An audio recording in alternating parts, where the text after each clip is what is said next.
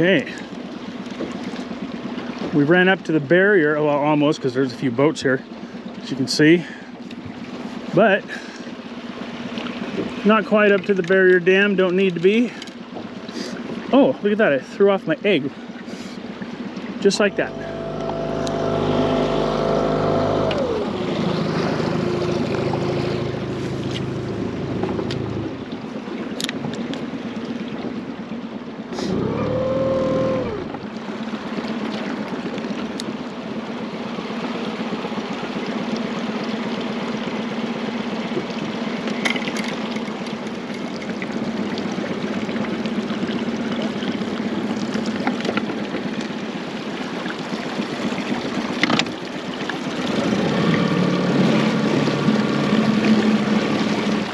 Okay, we're gonna do some float fishing here in front of a friend's house.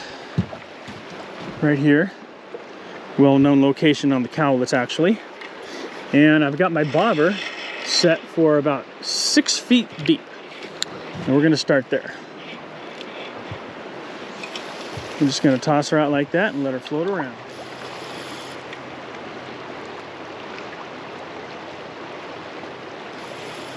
Now, as you can see, the bobber is going upriver.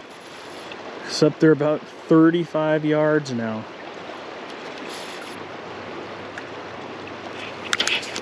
Fish on. I just missed him. Oh my God. I missed it.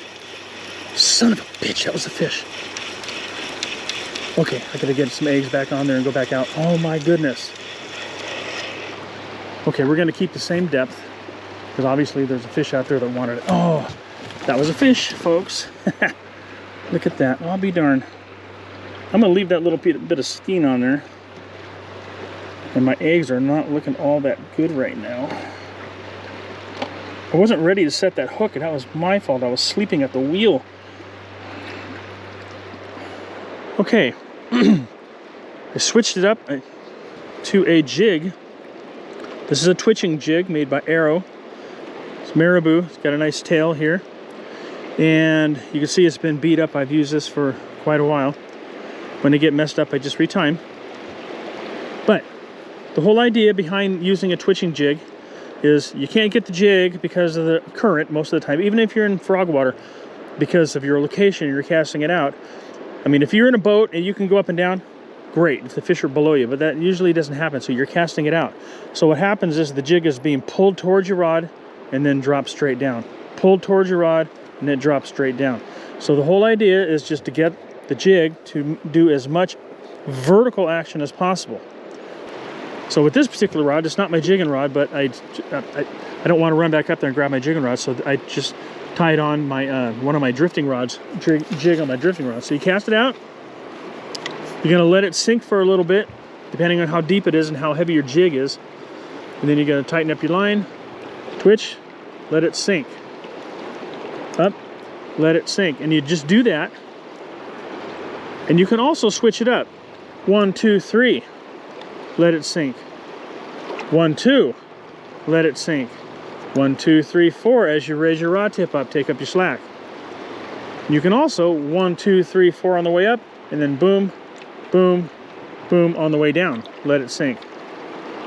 Switch up. Switch up. Switch up. 1, 2, 3. Let it sink. 1, 2. Let it sink. You don't need to get stuck in a pattern of just going up and down and up and down and up and down. 1, 1, 2. 1, 2, 3. Ooh, did you see that fish out there? Let's go.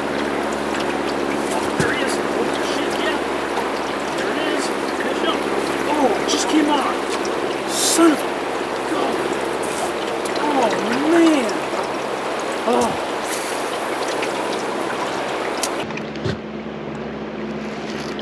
Oh, there he is. Oh, shit, yeah. There it is. Fish up. Oh, it just came off. Son of a God. Oh, man. Oh. Oh, what? Good grief.